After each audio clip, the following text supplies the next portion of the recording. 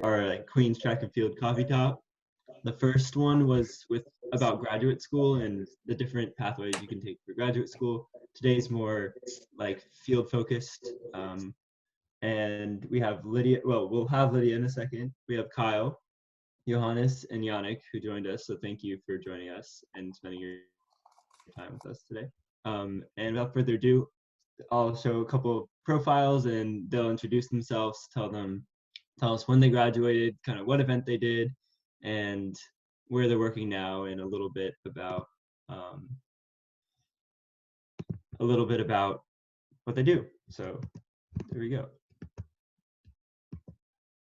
So Kyle, go ahead and start us off. Sorry for the pictures, man. It's Kyle Higgs, Queens Track, and then these are what popped up. So.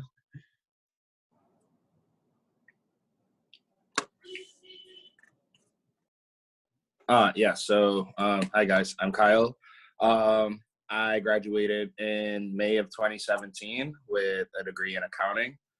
I returned back home after that, and I currently work at Credit Suisse. I am employed in the LATAM division, working in operations between investment banking and wealth management. And what events did you do? Yeah, so I threw the shot put, discus, and hammer. Lovely.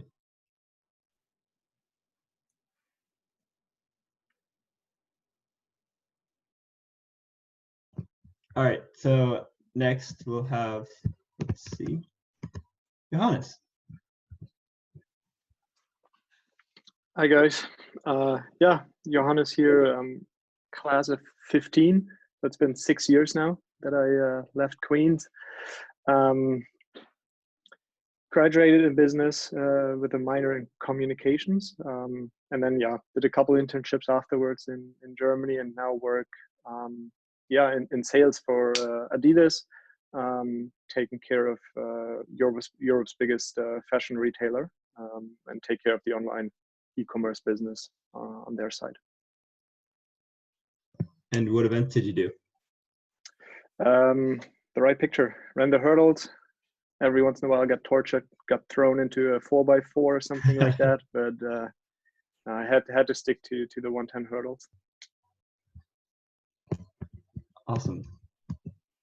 Yannick, the big picture right there. Great picture. Yes. Hi guys, I'm Yannick. I graduated from Queens 2016 with an MBA. I joined the track and field team, cross country team, and mid distance team. So I used to run 800 meters, 1500 meters, 5Ks. And I've been working with a bank for many, many years. I took a 2-year sabbatical when I was doing my MBA. And I just returned from China because I was seconded there for 2 years. But actually, I will be going back soon. So I'm just taking a short break from Shanghai. And I will be moving to the logistics sector. And I will be moving back to Shanghai in a few months. Awesome, thanks. And we will have Lydia jump in later and she can introduce herself. But what I really want to consider is like a couple of questions. And these are all guiding questions. You can kind of go off on a tangent if you'd like. But I want to consider what got you to your current job or to your current point in your industry, and specific networking tips for your industry, and kind of how you leveraged your experience as an athlete, because everyone shares that identity here to be in your current role. So I'll ask a couple of questions, and if it applies to you, then just go ahead and unmute and you can start talking. But if not, then just leave it for the others. So the first one I want to ask is graduate school, and Yannick said he got his MBA. Why would it, or why not, is a graduate school degree a good option for your specific field? And what does it give to you that happens when you don't have it? So yeah, Yannick probably could start with that. Yes, so it gives you the graduate school gave me a broader perspective on different topics. Yeah, bachelor's degree in Germany was quite tough. you pretty much learn it in, bring it in your brain, and then throw it out again after the exams. And the graduate school, you have more case studies, you have more discussions, I would say. You also talk to different people. I mean, as a student during my bachelor's degree, I had only fellow students in my age, but with the MBA, I was surrounded by professionals. I was among, maybe there was another athlete, Johannes, also well known among the coaches. He also joined the MBA program, but other than that, they were all professionals. They were all working in different fields, and it was really nice to, discuss topics off and on site. And also the Queen's University focus a lot on leadership. So I believe becoming a leader through that MBA is much easier because the teachers give you hands-on advice, and you have also, I remember that I had one teacher who I was meeting regularly once a month, and we would discuss, different topics of being a leader in the future. So that was really encouraging, and it was a lot of fun. On the job right now, the MBA is not really leveraging me to another level because, how do I say? It's just a regular job, I would say. Yeah, if you become, let's say, or you go into C-level or you become really a manager, I think then you can re-leverage on the skills you learn. But of course, first you have to make it there.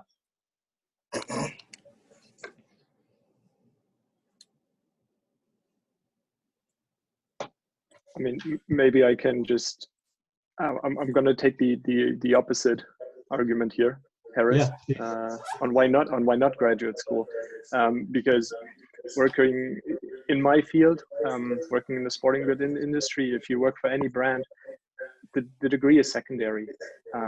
It's about getting a foot in the door, because you learn, I mean, I was fortunate enough to have similar or basically same professors and a very similar curriculum to Yannick's MBA, right, at Queen's. It's very similar, so that helped me a lot, setting me up with kind of like the hard skills. And then it's about getting a foot in the door, and especially within then the sporting goods industry, you have so many skill sets and experiences you need to create that you won't get taught in graduate school. So everything I worked for 3.5 years now, in e-commerce, none of that gets taught in graduate school. Knowing product, knowing how to work with accounts, build relationships with buying teams on the other side, the marketing side, all of that you don't learn in graduate school. So that's something you really pick up as you go along in your career. So from my perspective, if you want to get into the sporting goods industry or sports marketing, anything like that, I think it's secondary. And I'll come to that later when I ask about internships. So hopefully you've had some good ones that you can share. Kyle? Yeah, I wanted to give some feedback too, if possible, Harris, because Yannick and I pretty much, we both work in banking. So I have some perspective, just like Yannick does. Having a master's degree really helps if you're in that management level. But for someone who's on that processing level, like me, I work in operations, for example. With my accounting degree, I focus heavily on reconciliations and things like that, and trade management. Having a master's degree would propel you, to that senior level. But at the same time, you still need that bachelor's degree, and you still need to focus on the things that you learn in that bachelor's degree level in order to succeed. So I really think that it's important to make it through, that first degree, and then work on certifications more than anything, especially in finance. I think certifications speak a lot more than degrees do. And I think that you can have a better reputation, and you can go further with certifications, being a CFA or being a CPA. So CFA and oh, go ahead, sorry. Yeah, no, no, go ahead. No, I was just going to say, I think it also, the important thing is think about what you want to do in your career. And maybe you'll figure that only out along as you go in your career, but how far up the ladder do you want to actually climb as you go in? And I think everyone, when you're in college, you look at this and everyone talks always about like C-level and executives and leading branches or divisions of companies. But there's only so few people who get there, and there's only so few people who want to get there. I, for myself, I don't want to get there. I don't want to go to the VP or SVP level or executive level of a company. It's just not what I want out of life and out of work. But if I should decide along the way that I want to get there, and I would need that MBA, at least from an Adidas perspective, they then enroll you into professional MBAs at Harvard Business School, for example. So you always have that opportunity to kind of build on that later on in your career as well. Can I jump in here because I love this conversation? Hi, everyone. My name is Lydia Drakeford. Sorry, I'm a little late. I was getting my vaccine, as I hope everybody plans to be doing at some point or another. But I love this conversation about whether to go to grad school, whether to get an MBA. And I think, I'm sorry, is it, we haven't spoken, and so JP, not JP, please remind me your name. JR. JR, that's what it was. I hope you're doing well. JR, I think you said it. I think you really, really, really hit the nail on the head in terms of knowing what you want to use your MBA for. I actually have been in the process of deciding if I want my MBA. And right now I'm on a career track that I really enjoy, but at some point I personally know that I want to pivot.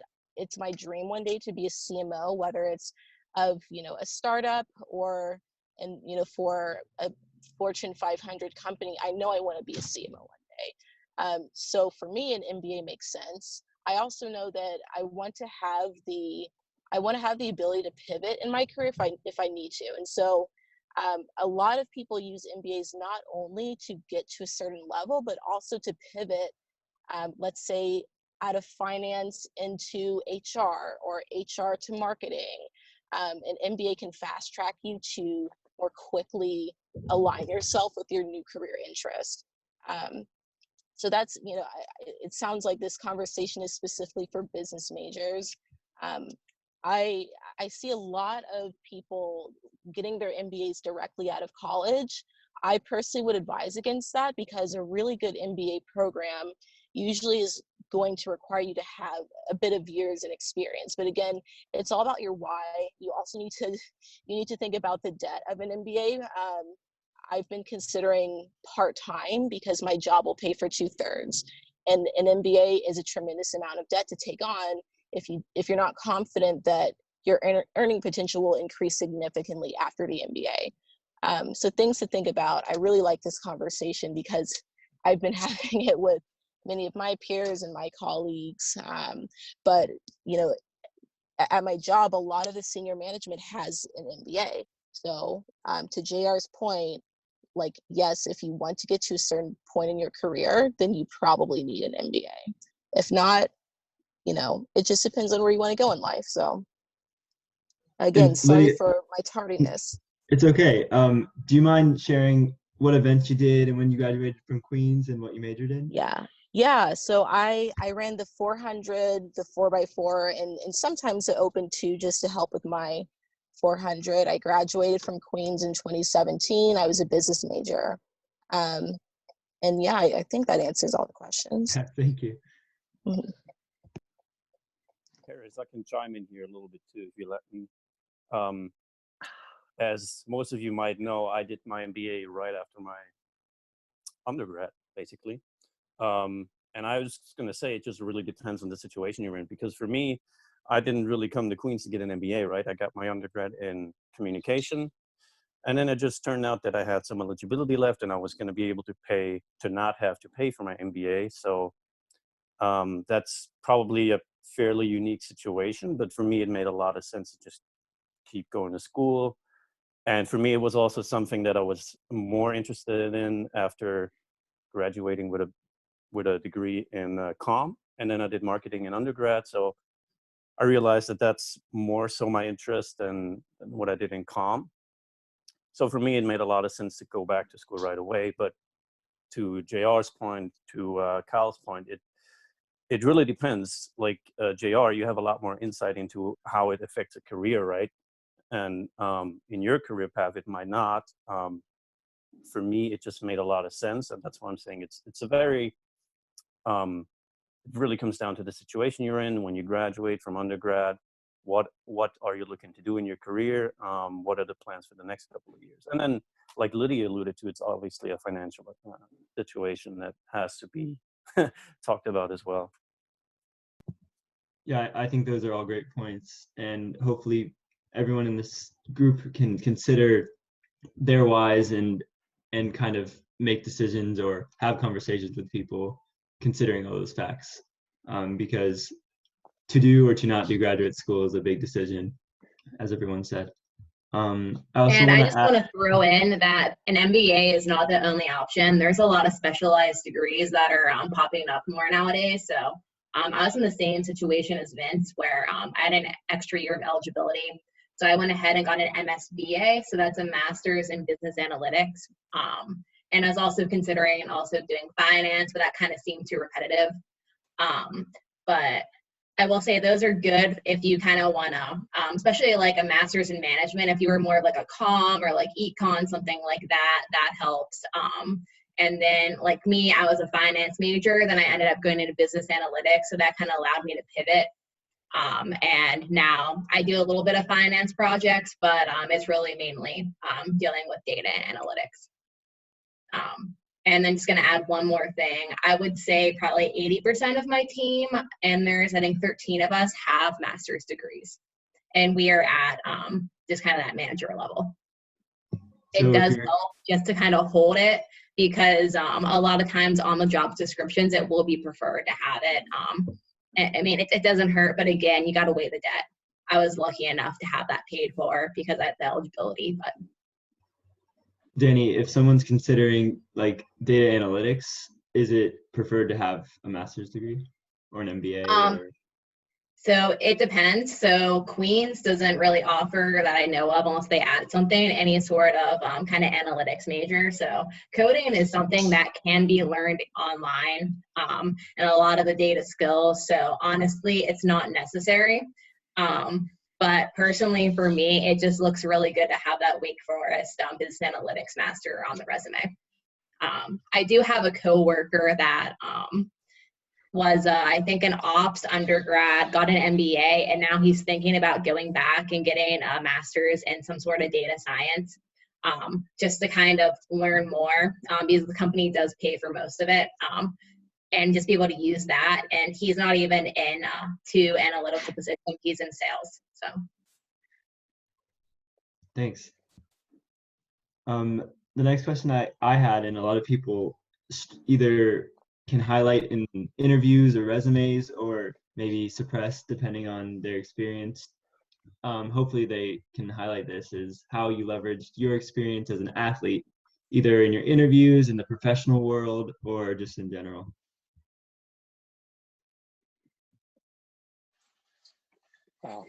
That's for me an easy one. That was the reason why I chose this career path. I wanted to stay connected to sports and just stay somewhat in the sports field, even though I'm no longer running. I absolutely hate it nowadays. But no, it helped me all the way. And I would just encourage everyone, don't see just like your career, either be that in college track, or even if you run a little bit post college, don't see it as just the sport, but you learn so many intangible things during that time that you can just leverage one-on-one in the working place. And it's a lot of these, I would say, skills are being looked up on, especially during the hiring process, but also during when it comes to promotions, etc. Whereas almost your hard skills, if you know a certain reporting tool, or if you know every single KPI that you need to know, if you know Excel in and out, you can learn all of that. Yeah, but certain skills you can't learn. being confident. You cannot, it's harder to learn that. Being able to present, to articulate yourself, to fight through adversity, all these things, I think you learn as an athlete, and definitely something you can bring to any office or work setting.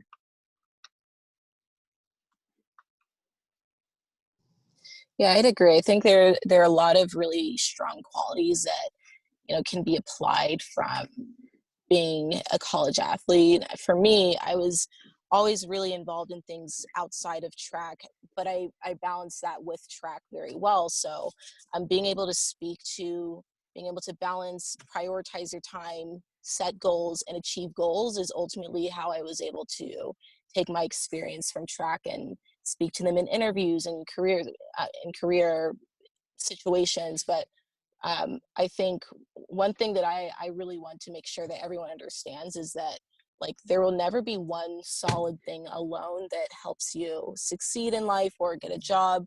For me, it was truly about the multiple things that I balanced in college between track, grades, internships, my extracurriculars. I really think it's important to build sort of a full package for yourself and be able to speak to your capability to balance all of it. Yeah, I think Lydia and JR both bring up some good points. I think for me, what I definitely took from Queen's track was the ability to be a team player. Patience. I think patience was probably the biggest thing that I took from Queen's track and field, and being able to listen.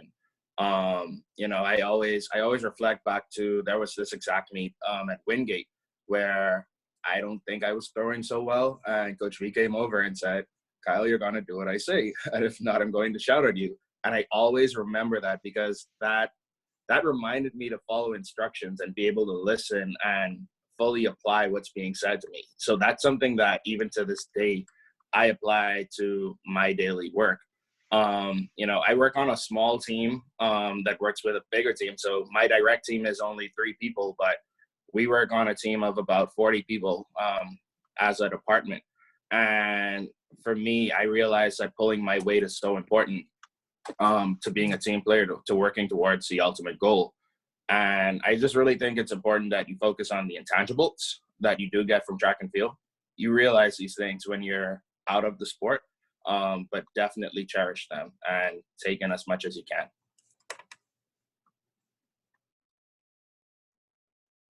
Yeah, I can add 2 points to that. Kyle, you mentioned the right thing. I mean, I've been in the business world now quite a few years, and I always like to remember when I have a hard time at work, where you pretty much sit in front of the laptop or have conference calls and you think, oh God, it's so boring and I can't do this anymore. Then I think about the good times we had on the track with the team and running, I don't know, 20 by 400 meters. And we all went the extra mile at the 19th or 20th 20th time we run the 400 meters. So that always makes me feel then, satisfied.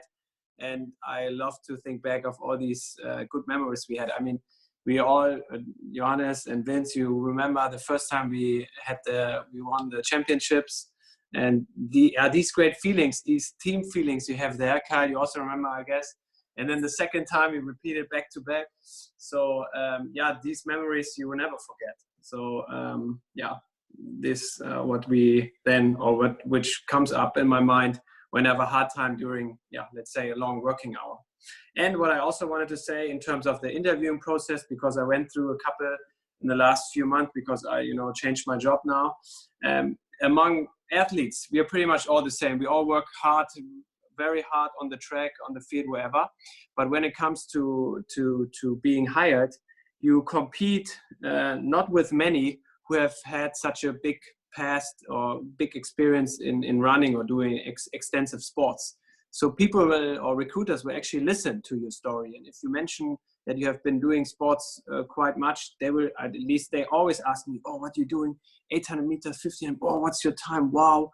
And so it leaves an impression on them for sure. And it shows them that you're able to go the extra mile.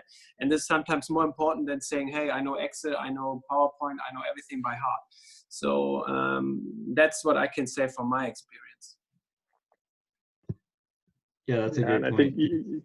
You guys touched on a great point there, because it's just think back how much fun you're having right now with running track.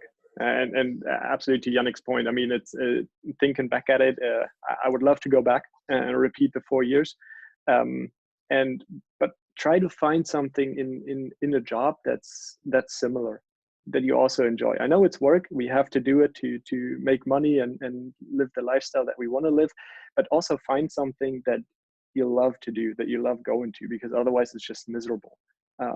So in that sense, I think if you once had that passion for something, and in our case it's track and field, carry that on into the job as much as you can, and then it's also a whole lot easier. I kind of want to combine the next two questions because they're pretty similar.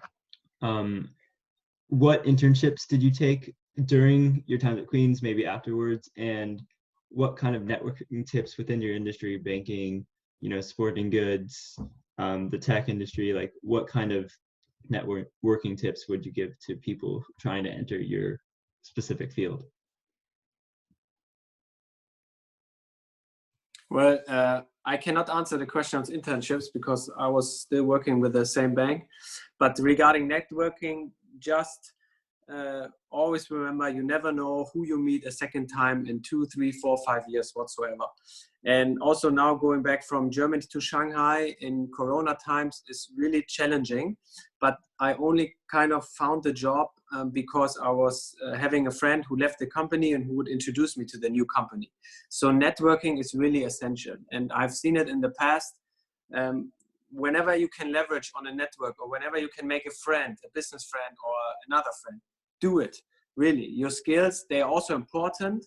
But I believe networking is, vitamin B is super important. It's more important than your own skills. And if you know the right people, then they will, and the people really like you or enjoy having you around them, then they will also encourage you and place you at different spots, for example, for an internship or whatsoever. So I can just give you the advice, try to network as much as possible and leave always a good impression when it's necessary, because you never know when you meet this person again.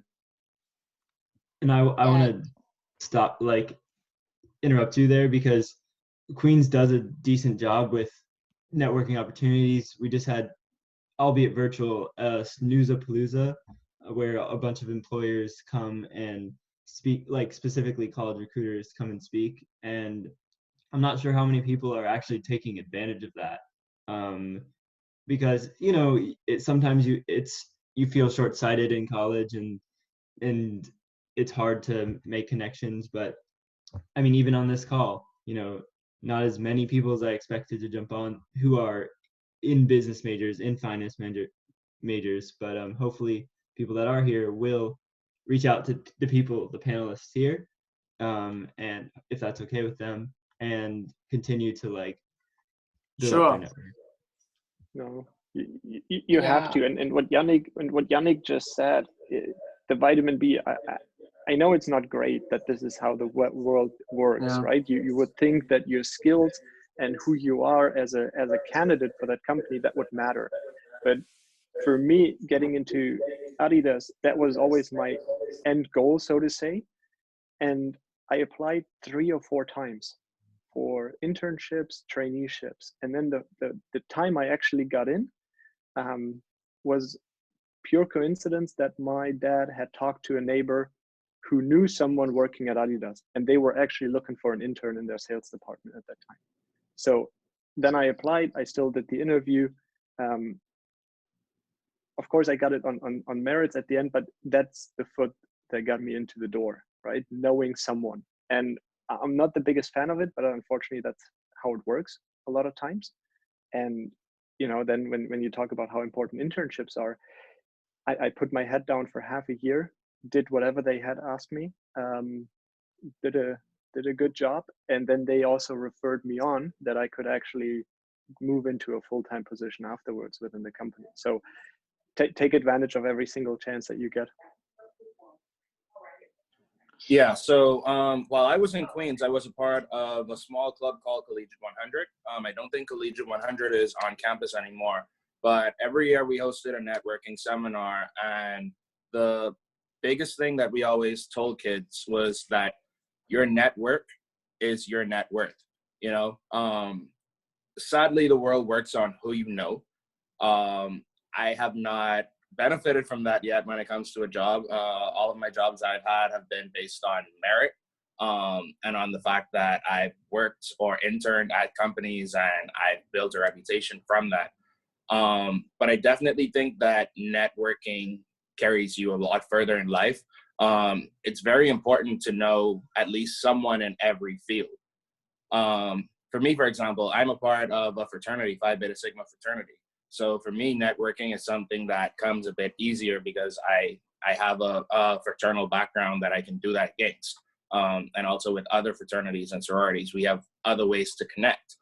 So, you know, even being an athlete, you can connect. You know, we're former athletes, and there are a lot of former athletes that work in places. So even on LinkedIn, you know, you can find ways to connect with former athletes of Queens and other schools that you've attended, for example, your high school.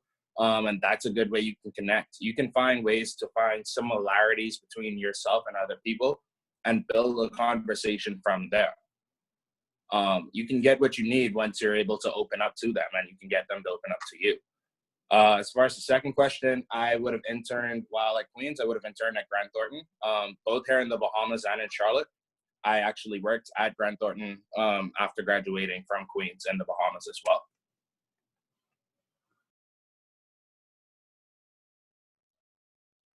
Lydia, how did you get into Google? How did that? I love that question because I think people assume. I love what you guys are saying about networking. Networking certainly helps me, and not just networking, not just my dad knowing somebody or my mom, like not that. I mean, the impressions you make, the story you tell to people, and the work ethic you show, I think is what differentiates me from, or differentiated me to get me into those opportunities in college. Is I did have some really great internships that set me up well to work for Google. I'm very fortunate that, I mean, so many people apply to Google every single day, right? And like, a lot of those people are ignored. But it wasn't just my resume. Like, reach out to a recruiter if you have to. I mean, definitely merit, I think. But what I think differentiated me from other candidates was the story that I had to tell about myself. So I would, if I could give, you know, any college student some advice, like, do all the right things, of course, you know, make sure that you're interning every summer. Like, there was never a summer that I did not intern somewhere, you know, like, because what's important is that you set yourself up each summer for a better internship. Make sure that you're networking and making connections with, like, the obvious, like your teachers, not teachers, professors. Like, make sure the professors see your great work. Make sure your peers see your great work. So, I mean, networking is, you know, there's low-hanging fruit, right? Like, there are people right in front of you that you can network with, but then also, like, I put myself out there. I went to conferences in different states. I connected with different people on LinkedIn and you know, threw myself out there. So like, yes, there's snoozapalooza. There are things like on campus you can do, but sometimes you have to take that extra step. And so for me, like, I think that is what has helped me, you know, get into such a good company at such a young age and then be promoted multiple times, because truthfully, the networking never ends. Like, I'm still networking at my job, you know? So, I mean, just get in the habit of it, get comfortable talking to people. Networking isn't necessarily like getting in someone's face and like trying to buddy up with them. It's simply just like telling people what your story is, what makes you different, and, you know, making yourself somebody that others would want to work with and that others want to learn from. So that's my perspective on networking. Yeah, I really like how you said that, because, you know, often networking is presented as, look at me, I'm so great. Like, and I think that a lot of people would much rather just be like, hey, I'm a friendly person who also has these skills, and, you know, love to either work with you in the future or take your advice or talk to you, and people are a lot more receptive to that. For sure. I mean, because at my job, it's like I'm networking even when I don't know that I am. Like I am making connections with people organically. And then when opportunities come along 6 months, a year from now, then they think of me because we already had built that connection organically. So think about it from more of an organic standpoint versus like, hi, like, I mean, but let me tell you, in college, like I met with so many random people on LinkedIn. Like I literally like would inbox people that had interesting career paths, or, you know, were in a career field that I thought I could succeed in. And I would inbox them, set up time to chat, have coffee, like just get comfortable being uncomfortable is my advice. And I think you made a good point there. It's not just about setting up coffee chats with people within your company, right? So over the 3.5, 4 years now, I've managed accounts across Europe, in the UK, in the Nordics, in Sweden, in Germany, now one across Europe. And every single time and every single point of my career, I was involved with different kind of people. And I built my network within the company by just doing a great job every single time. Even though when you start your career, I started with smaller accounts, less net sales impact at the end of the day, but actually those skills you learn there, you take then to bigger accounts where more money is involved at the end of the day. But still, nonetheless, you build great relationships with the people, even though those accounts might not be the highest priority for the company. You start to network, and by now I know people across Europe. And no matter where I want to go next in terms of work with Adidas, I'll always have someone who I can either reach out to and check in with them if they have an opportunity, or someone who actually will refer me and put a good word in for me because I've done a good job with them in the past. Yeah, thank you. That's awesome. Yeah, I think that's really important what Lydia and JR just said, and I want to reiterate what Lydia said. You know, you're still networking even when you're on the job. You know, especially when you work at an international company like Lydia and, well, like all of us do. You know, my first day on the job, I was actually working with a London team to get out an urgent execution on a legal document, and you know, just because of that one instance, I became their legal document guy. So that's a part of what I do as well, issuing legal documents for trades and everything like that we do.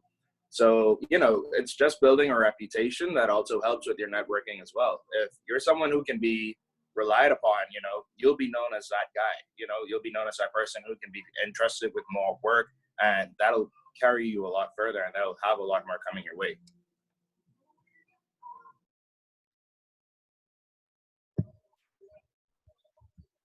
Awesome. Those are all really good thoughts, and I think that kind of dispels some of the networking myths that kind of you see on YouTube, or just, you know, the aggressive marketer type attitudes. I do want to ask a general question. It doesn't have to be about networking or business or anything like that. Is what advice would you give college you now that you have the information you have?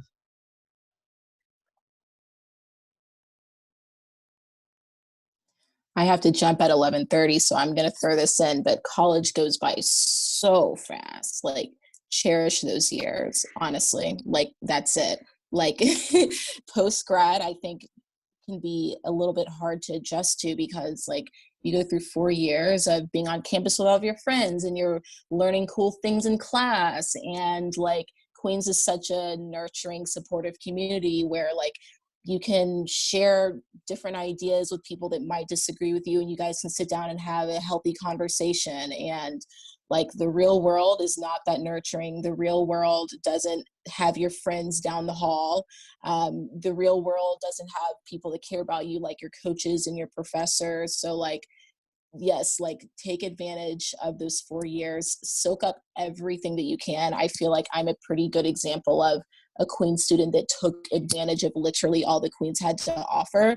And I mean, I just heard Harris say that, like, some people aren't going to Smoozapalooza and things. Like, you all should be doing that. Like, you all should be literally take your study abroad trip, do like everything that college has to offer, because the real world is not as fun.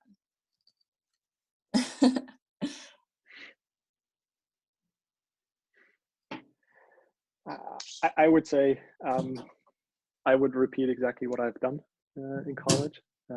I wouldn't change a whole lot, to be honest, because if I look back at it from my perspective, I had a chance to run 4 years track and field in college. That was it, right? That was my entire life before I stepped out of college, running track and field. And I loved every single second of it. And every single summer I put in the work for the next season. And so I wouldn't change anything about that. I wouldn't have, in respect, I wouldn't have deprioritized anything to do, maybe to squeeze in another internship or anything else over the summer, for example, or also during the year, because I did that then afterwards. And it then took me till I got my full-time job. It took me a couple of years after college, but I also didn't want to sacrifice the time, the limited time I had running track, which I knew was over after college. That was it. And I think that's the case for most people. So I would say enjoy it as much as you can. And just from a, if you want to take it a step further and you want to educate yourself or learn more than what you're being taught in college, just look at what's out there. There's so much out there that you can learn on yourself, be that podcasts, documentaries, etc. You can learn so much already, just for example, about the sporting goods industry or how sports marketing works, etc., on your own. I think that's well worth it because I know not everything is being covered in your normal curriculum, for example, in business school. Yeah, I think there's maybe 3 things I would tell my college self, and you guys both touched on it. Well, the first one is to enjoy the ride. College goes by very quickly. 4 years is a very short time. It doesn't feel like it while you're living it. But when you look back, 4 years of your life is really not much. Like, we're in our 20s now. That's less than 20% of our lives. So that would be the first thing I would tell myself. The second thing would be is to embrace every life lesson. Because, things that you encounter in college, they come back and, you learn a lot from college and even after college, so embrace every life lesson. And the last thing I would say, I lost my train of thought. But the last thing I would say really is to know that college does not define who you are. It's a very small part of your life when you look at it. And, if you have regrets when you leave college, it's fine. If you don't have regrets when you leave college, that's also fine. But know that life will still go on and you still have a chance to build the character of the person that you want to be post-college. Yeah, nothing or not so much to add anymore. I think you pretty much said all the important things. Enjoy every day you wake up, and for example, or especially for the runners, I remember that we had to take the bus at 7 a.m. We're kind of demotivated, but enjoy that ride and be excited for the early run in the morning, because times get most probably tougher when you're out there working, having a normal job, 40, 50, 60 hours. And it's kind of hard then to squeeze in your runs or whatever you do, what kind of sports you do. So enjoy the college life, and do not eat too much fast food before the race. Yeah, it might make you run faster the next day. Real pro tips from Yannick right there. Yeah. I wanted to open things up for people. Wait. Oh. One thing I want to say. And please enjoy the canteen food. When I was there, so many friends complained about the bad food they make, and that's not true. Yeah. So wait until you have to make your food yourself. So please enjoy this great service the school provides. Yannick, the cafeteria has been updated by a lot since you've left. Yes, it looks completely different. I haven't really tasted the food, so I can't attest to it, but it's not all you can eat anymore, and at least not 100%. Is Betty still around? Yeah? Betty is still around? Shit. Vince, we can try it in the summer. I'm coming up in August. Hit me up. Miss Betty, eh? For sure. Miss Betty took always care of the second hot oatmeal pot, because I was always complaining there's nothing left at 9:15 when we showed up. So there were good stories there, good times. For the people that are still here, the students, is there anything you want to ask specifically to any of the people on here? Are you interested in any of their career paths or jobs that they currently have? That requires people to speak, so please do if you need.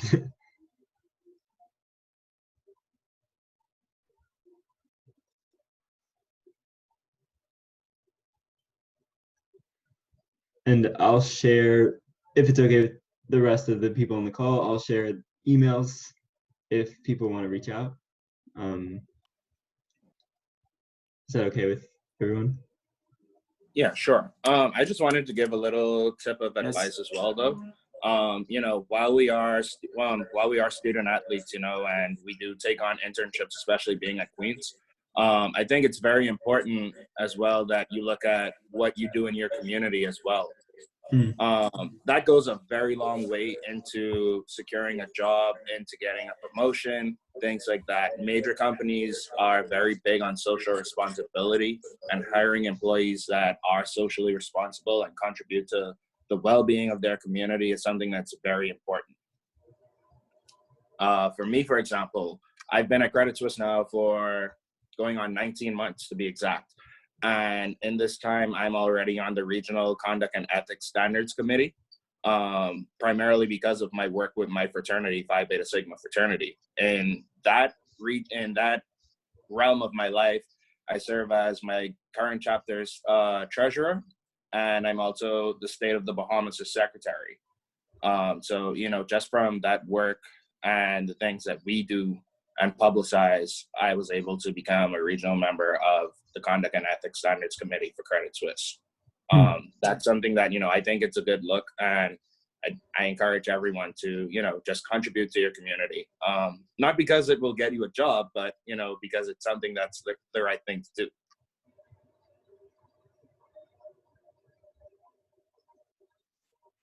Does anyone have any questions? Because if not, that's the end of our little PowerPoint here.